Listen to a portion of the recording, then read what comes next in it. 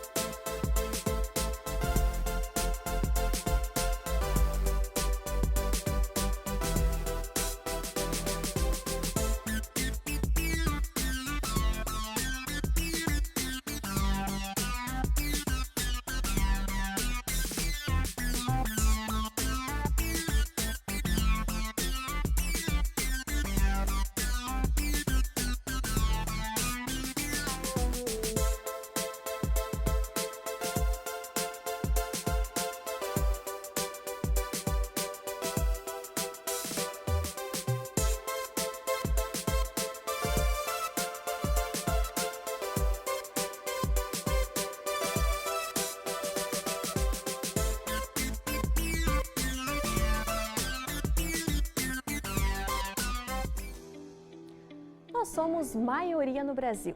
De acordo com o censo de 2022, as mulheres representam 51,5% da população brasileira, que é de mais de 200 milhões de pessoas.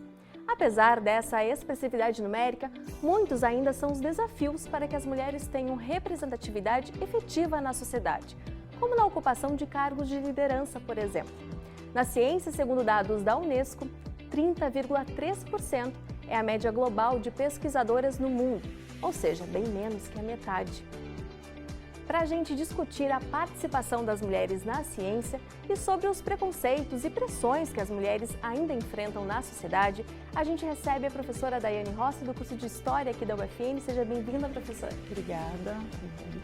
E também está conosco a professora Cristina Cruel, do curso de Psicologia. Bem-vinda. Agradeço pelo convite. Professoras, 8 de março, Dia Internacional da Mulher, marca a luta das mulheres por direitos, por representatividade. A participação das mulheres na ciência é um desses direitos.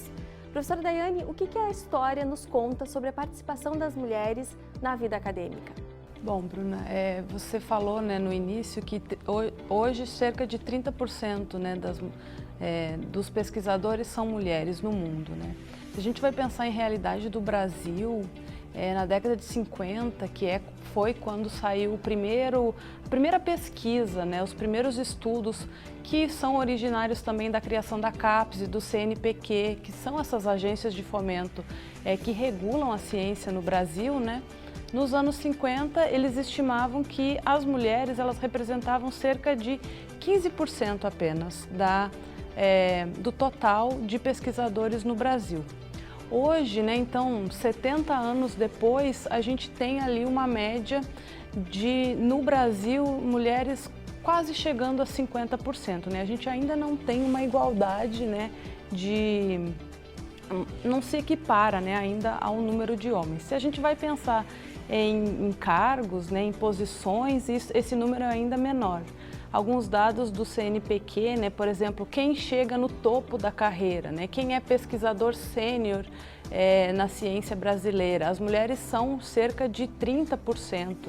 Então, esses números ainda são bem baixos, se a gente for pensar em aí 70 anos de uma presença expressiva, desde quando as mulheres de fato ingressaram no mundo científico, e também isso é uma questão, a gente tem 70 anos de ingresso efetivo de mulheres na ciência.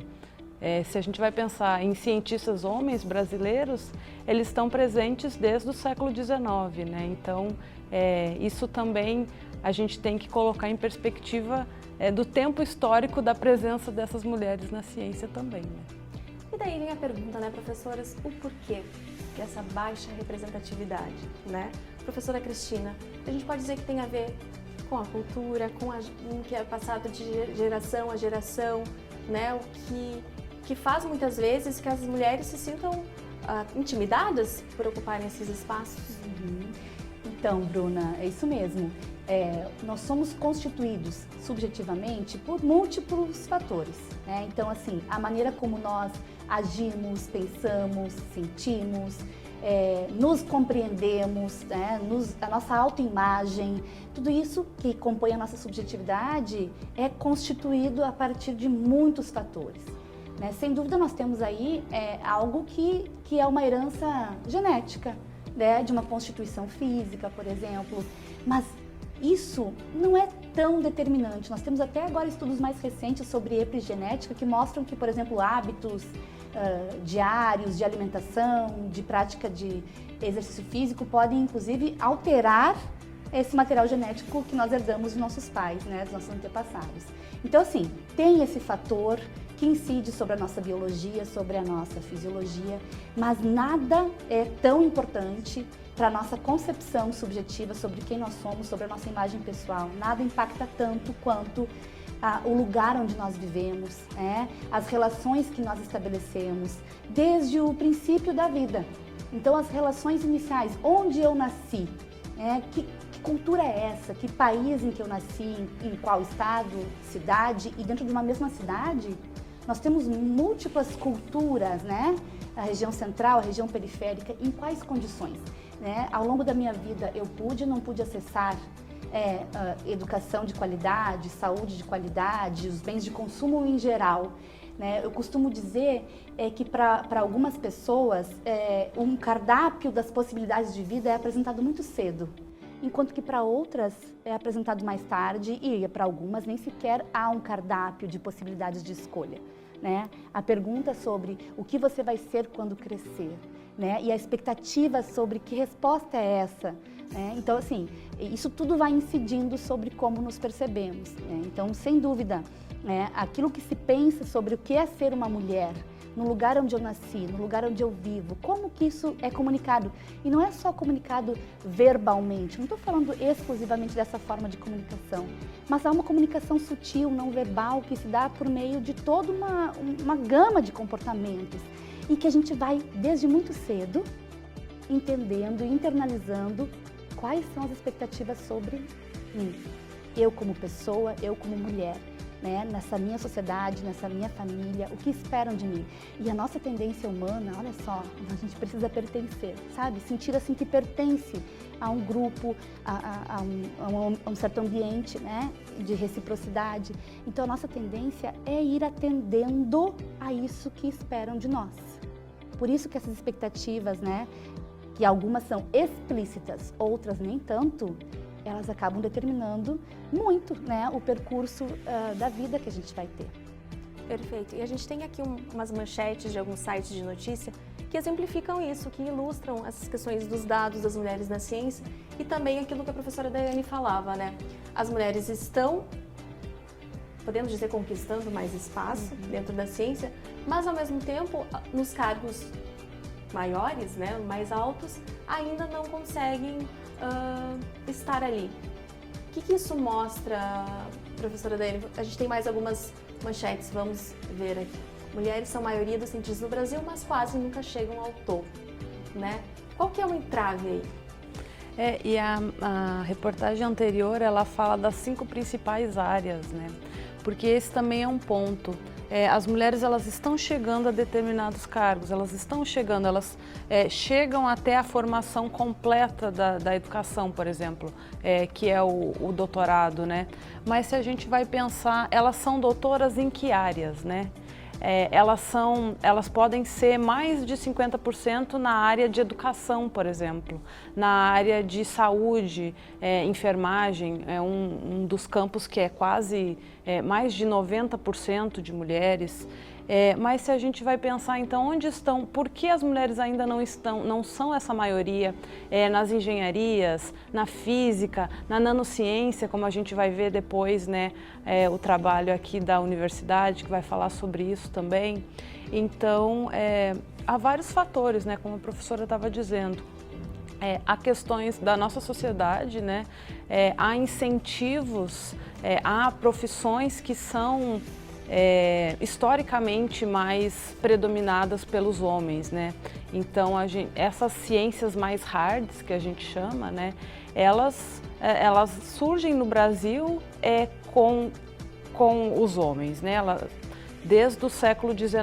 Então, as faculdades de medicina, as faculdades de engenharia, as faculdades de medicina veterinária, essas faculdades eram feitas para quem quando elas surgiram, né? Para os filhos dos grandes proprietários de terra, né? Para quem realmente tinha condições de acessar isso, e era um universo também do século XIX. Então, o que significava ser uma mulher no século XIX? Como dizia a professora, o que significa uma mulher hoje, mas o que significava uma mulher naquele período? A mulher, ela tinha que, a mulher da elite, ela conseguia acessar, por exemplo, o máximo que ela acessava era a alfabetização, e uma alfabetização dentro de casa, né? Então, depois, quando se ampliam os acessos às universidades, a partir de que momento as mulheres chegam nas universidades? Quando se faz universidades para a formação de professores. Então, essas mulheres, aos poucos, elas estão sendo educadas em casa, e a mulher, ela também é educada quando ela chega a algum curso de formação para ser professora, muito numa mentalidade de que ser professora é uma expansão do cuidado feminino, né? Então é uma expansão do ser mãe, por exemplo. E aí, quando surgem as faculdades de filosofia, por exemplo, que nessa esteira surgem aqui a UFN, né, na mesma perspectiva, a gente vai ter então um crescente número de mulheres ingressando em cursos de pedagogia, de história, de geografia, ciências sociais. No entanto, qual é o efeito inesperado disso, né? É que algumas dessas mulheres que vão fazer esses cursos, que naturalmente então estavam relegados a elas naquele contexto, elas se tornam cientistas, né? Então, não é porque criou-se uma política pública, não é porque se incentivou as mulheres a estarem presentes na ciência, mas porque a partir de um curso de ciências, por exemplo, de um curso de biologia, elas foram convidadas a fazer um estágio num laboratório de um professor, e a partir daquilo ali se interessaram pela carreira científica. Então é como se elas estivessem, como a gente diz, né, correndo por fora ali para tentar alcançar espaços que historicamente não eram relegados a elas, né, não eram designados para elas, né. Bom, então aproveitando que a senhora falou sobre a realidade aqui da Universidade Franciscana, né, a gente tem uma reportagem para mostrar que tanto em cargos de liderança, a Universidade Franciscana tem aí o maior número de mulheres, né, que ocupam mais de 70% das vagas, quanto na questão da própria ciência, da pesquisa científica. Então a gente preparou uma reportagem para mostrar essa realidade aqui, vamos ver? Você sabia que foi uma mulher cientista e brasileira que mapeou o genoma do coronavírus em apenas 48 horas? Assim como Jaqueline Góes de Jesus, muitas mulheres são protagonistas na área científica. E na Universidade Franciscana, elas são a maioria.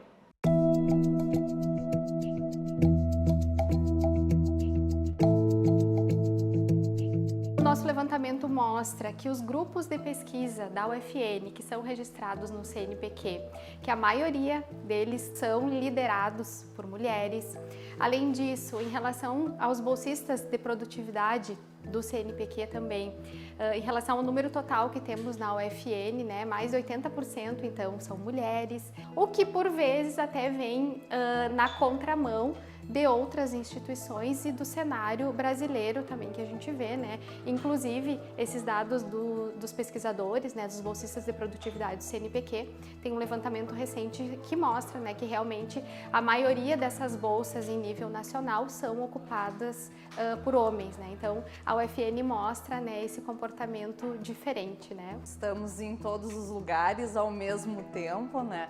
Seja dentro do laboratório aqui pesquisando ou ensinando os alunos, né, na graduação, seja com a pós-graduação, estamos envolvidíssimos, né, em todas as etapas do conhecimento dentro da instituição. Professora da graduação e pós-graduação da UFN, a Patrícia inspira quem está começando no mundo da ciência. Mas no início da carreira, ela também foi inspirada. Eu, desde o segundo semestre do curso de graduação, né, trabalhei com pesquisa, e durante a pesquisa eu me descobri também que eu poderia ser professora. E foi através de uma professora, né, uma mulher, que também chegou até mim e disse: olha, eu acho que tu deve seguir essa carreira, né? Então foi esse start que nos fez, né, me fez muito pensar e refletir que quem sabe nós tínhamos, né, toda essa questão. E hoje já se passam 20 anos que eu estou na docência. Elas são mulheres, cientistas e mães. Os avanços começam a aparecer, mas os desafios e as cobranças ainda são muitos. Mesmo assim, nada disso faz com que elas desistam da produção científica feminina na carreira acadêmica. Eu vejo que essa nossa capacidade, né, de fazer várias coisas ao mesmo tempo, isso nos auxilia muito, né? Então, acho que desde pequena também somos treinadas para várias atividades, né? E isso vem a nos auxiliar quando nos tornamos adultas, né? Obviamente, né, que por vezes a gente precisa abrir mão de alguns aspectos para conseguir fazer tudo da melhor forma possível, né? Os desafios estão postos, são diários, mas eu vejo que cada vez mais também um comportamento assim de equipe das mulheres, né, uma apoiando a outra. O tempo que nós estamos aqui, nós não podemos descuidar da nossa família, da nossa saúde, enfim, né, e dar atenção ao mesmo tempo. Mas eu acho que essa é a versatilidade de todas as mulheres, né? A gente consegue estar em diferentes espaços ao mesmo tempo, né? E dando atenção no seu devido momento a todas as proporções e atendendo às diferentes demandas que nós temos.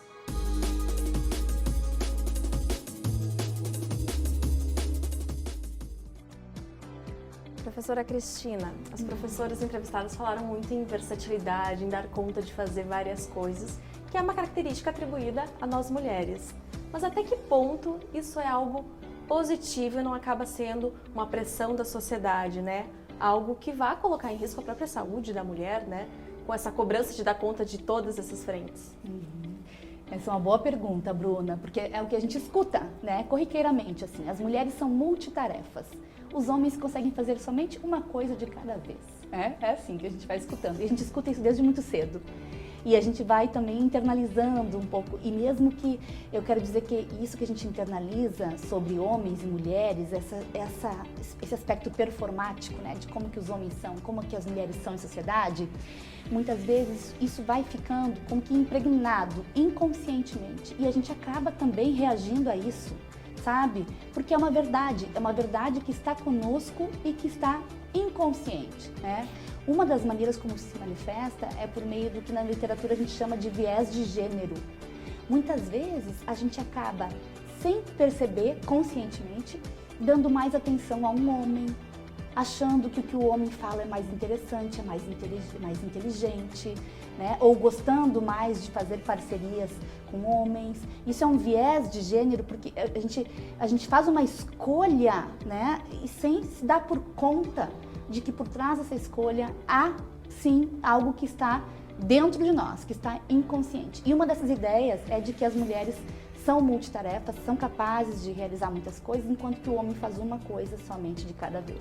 Acaba que, por essa concepção, que é uma concepção que não se sustenta, assim, não há uma verdade absoluta quanto a isso, nós não temos nenhuma pesquisa que vai nos dizer que pelo sexo ou pela genética isso se sustenta, não se sustenta.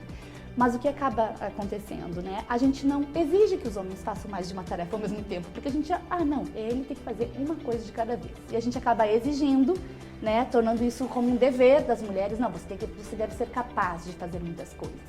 Então, assim, o que as professoras mencionam na matéria, que elas têm interesses múltiplos, isso é do ser humano.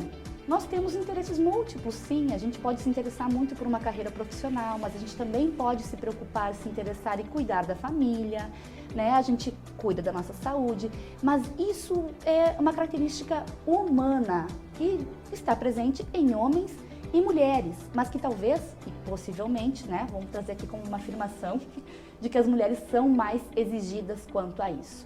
Né? Uma mulher, quando encontrada no ambiente de trabalho, por exemplo, ela é frequentemente questionada sobre os seus filhos. Como estão as crianças? E os seus filhos como estão? E a minha pergunta é, será que os homens também são questionados dessa maneira?